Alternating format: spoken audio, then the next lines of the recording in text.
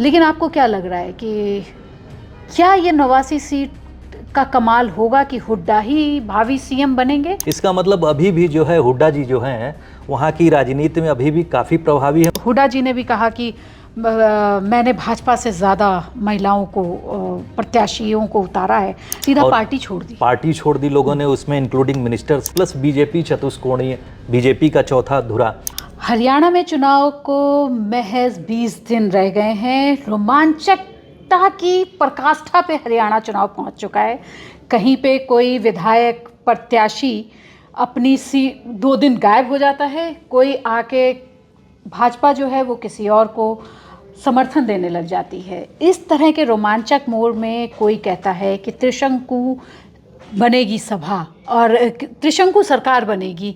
हमारे साथ आज पोल पंच में हैं अरुण चौबे जी, जो हमें बताएंगे कि इस बार का चुनाव कितना रोमांचक होगा, पार्टी किस करवट बैठेगी, कौन सी पार्टी का दबदबा कायम होगा और जनता के लिए कितना मुश्किल होने जा रहा है। बहुत बहुत स्वागत है अरुण जी इस शो में। आपको क्या लग रहा है, अब बस महज 20 दिन रह गए हैं, पार्टियां जोड़ तोड़ सब कुछ खत्म हो चुका है, जो अब पार्टियां जो है प्रचार की तरफ आम जनता तक पहुंच रही हैं, अब क्या नज़ारा आपको लग रहा है, कौन सी पार्टी का दबदबा होगा? धन्यवाद पूजा जी।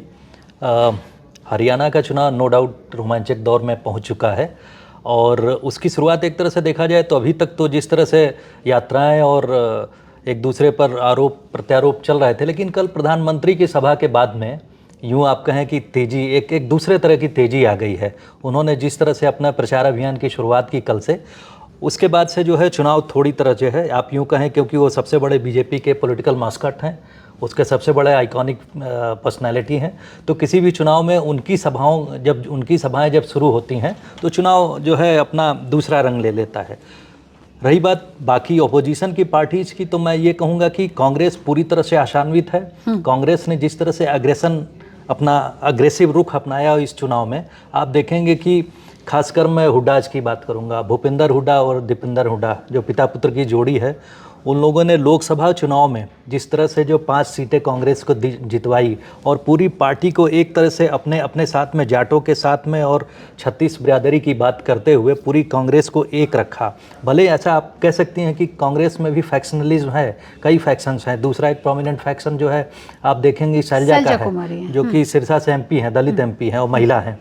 तीसरा है जो राहुल गांधी के काफ़ी करीबी जो हैं सुरजेवाला है। तो ये कई 3 प्रोमिनेंट फैक्शंस हैं। फिर भी आप देखेंगे कि जो है चारों तरफ जो है समन्वय बनाते हुए जो है भूपेंद्र सिंह हुड्डा जो है कोशिश कर रहे हैं कि पार्टी एकजुट दिखे और जो है कांग्रेस जो है मैक्सिमम सीट जीते, क्योंकि कांग्रेस जो कि लोकसभा में आप जो रेशियो देखेंगे परसेंटेज ऑफ वोट का, तो उसमें आप देखेंगे कि बीजेपी को अगर 46% के करीब वोटर्स का वो मिला है, तो इनको भी 43% के आसपास में, बहुत ज़्यादा अंतर नहीं है, 3% का, 3% से कम का अंतर है तकरीबन।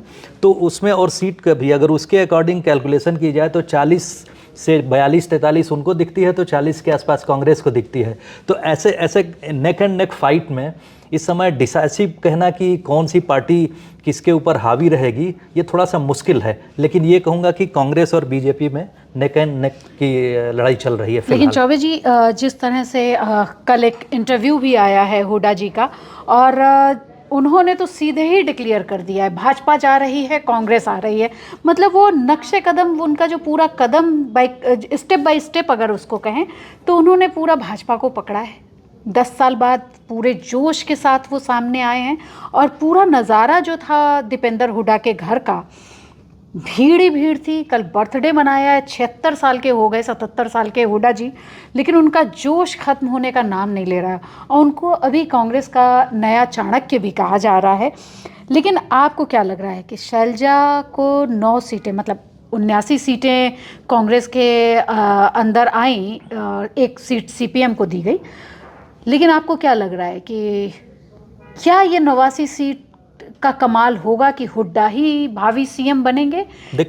देखिए, मैं बीच में ही आपको टोक रहा हूँ। पूजा जी, आपने इंटरव्यू की बात की, तो इंटरव्यू हुड्डा जी से तो आप ही ने लिया। वो ज़बरदस्त इंटरव्यू, उसकी चर्चा भी, उसमें जो उन्होंने जिस तरह से जवाब दिए हैं, जाहिर सी बात है उनका कॉन्फिडेंस उसमें दिखता है। लेकिन मैं दूसरी बात ये कहूँगा कि 76 साल का होना राजनीति में और इस कॉन्फिडेंस के साथ अपने को प्रेजेंट करना, ये उसकी उस लीडरशिप के कॉन्फिडेंस का रिफ्लेक्शन है जो 2 बार चीफ मिनिस्टर रहा है, जिसने उसके बाद लोकसभा में जो है अपनी पार्टी को जीत दिलाई है। और तीसरी बात यह है कि सभी को साथ में लेकर चलने की जो कोशिश है। शैलजा कुमारी की बात करेंगे तो मैं कहूँगा कि जो 90 में से 17 सीट जो है दलित की सीट है। हरियाणा में सबसे इंटरेस्टिंग बात यह है कि 17 दलित की सीट है, रिजर्व सीट्स हैं। और शैलजा कुमारी जो है सिरसा से आती हैं, महिला हैं।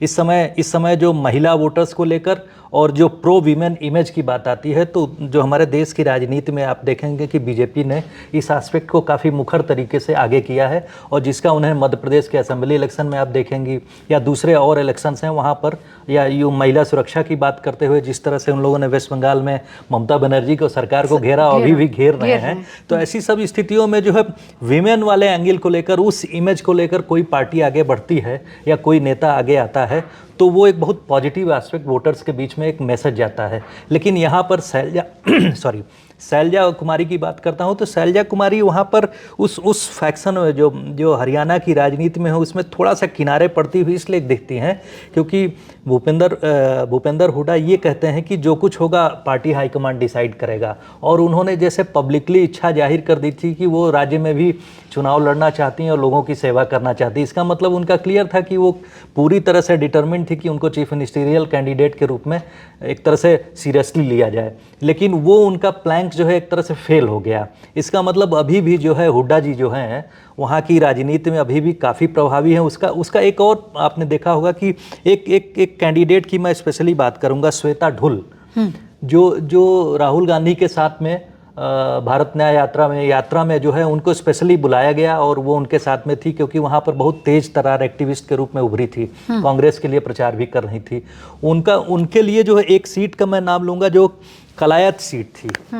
ऑलमोस्ट माना जा रहा था कि उनको टिकट दे दिया जाएगा, लेकिन आखिरी समय में हुआ कि आखिरी समय में जो एक दिन पहले टिकट कटे लोगों के, लोग कहते हैं रिपोर्ट्स जैसी आई कि उसमें जो है हुड्डा साहब के दबाव में ये सब टिकट काटे गए लास्ट मोमेंट में।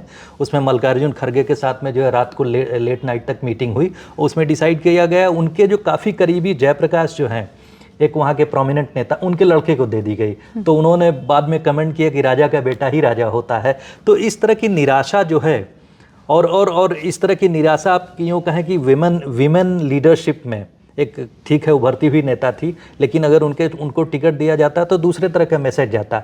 लेकिन इसका दूसरे तरह का मैसेज ये है कि अभी भी ये हुड्डा बहुत प्रभावशाली हैं, जिसको चाहते हैं उसी को उन्होंने टिकट दिलवाया। और उसके बाद में वो जो 36 बिरादरी की बात करते हुए आगे करते हैं, तो उसका मतलब ये होता है कि जो विनेबल कैंडिडेट होगा, इलेक्शन में जो विनेबिलिटी बहुत इंपॉर्टेंट है, तो उनको जिसको लगा कि वो जीत सकता है उसी के लिए पुरजोर जो है उन्होंने एक तरह से सिफारिश की है, और वो अपने इन निर्णयों के साथ काफ़ी कॉन्फिडेंट दिखते हैं जी। वो कॉन्फिडेंट तो दिख रहे हैं, लेकिन उन्होंने सिरे से खारिज करके अपना ये दिखा भी दिया है कि भाई अभी भी मुझ में ही दम है।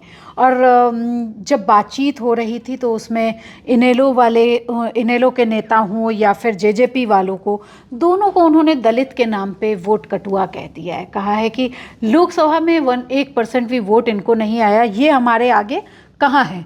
कांग्रेस आ रही है और कांग्रेस ही जीतेगी। लेकिन जब आप दलित की बात कर रहे हैं तो दलित का क्या रोल होगा इस पूरे चुनाव में? दलित वोटर्स जो हैं और महिला वोटर्स खास करके अगर बात करें, क्योंकि इन्होंने भी हुड्डा जी ने भी कहा कि मैंने भाजपा से ज़्यादा महिलाओं को, प्रत्याशियों को उतारा है। लेकिन निराशा जो है ना वो मीडिया से तो नहीं ही छुप रही है कि अगर बड़कल की बात करें तो वहाँ की एक प्रत्याशी आती हैं और रोती हुई कहती हैं कि भाई मुझे टिकट नहीं दी गई और किसी और को दे दी गई है, और पूरी तैयारी थी, माला वाला उन्होंने पहन रखी थी। देखिए इस तरह के जो आपने कहा कि जो निराशा का भाव, क्योंकि देखिए हर एक सीट पे कई दावेदार होते हैं राजनीति में। मैं ये कहूँगा कि एक सीट पे कई दावेदार होते हैं और टिकट किसी एक को ही मिलता है, पार्टी देती है।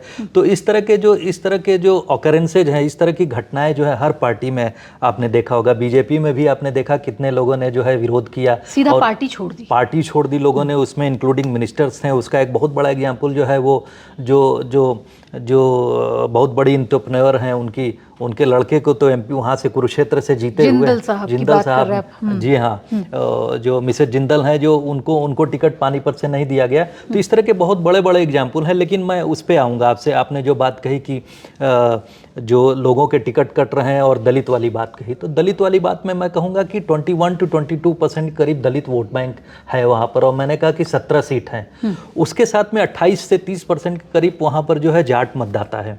तो जाट मतदाता में है, उसमें सबसे बड़ी कशमकश चल रही है, क्योंकि जो जेजेपी के नेता हैं दुष्यंत चौटाला, वो भी हैं, उनके चाचा जो हैं उनको INL के अभय चौटाला जी हैं, वो भी बड़े नेता हैं जाटों के, और जो हुड्डाज हैं या सुरजेवाला, ये सब लोग जाट हैं। तो जाट के वोट 28% में ये जो त्रिकोणीय है, प्लस बीजेपी चतुष्कोणीय, बीजेपी का चौथा धुरा, तो ये जो 4 कोनों में अगर जाट वोट डिवाइड होता है तो उसके काटने वाले ये 3 बड़े नेता आते हैं, जिसका एडवांटेज जो है देखा जाए तो बीजेपी की तरफ जाता है, अगर हम लोग राजनीतिक रूप से देखें तो। लेकिन उसके साथ में आप देखेंगे कि दलित वोट बैंक, इसीलिए शैलजा को लोग नाराज़ नहीं करना चाहते हैं। शैलजा का पार्टी में जो है उसी तरह से स्थान, मतलब सशक्त तरीके से उनको प्रोजेक्ट किया जा रहा है कि वो उतनी ही अहम है, क्योंकि वो भी कांग्रेस पार्टी के लिए ही काम कर रही हैं। भले अगर उनको जो है अपने इंडिविजुअल इंटरेस्ट को हटा दिया जाए, तो उस तरीके से देखेंगे तो दलित वोट बैंक में सेंध मारी।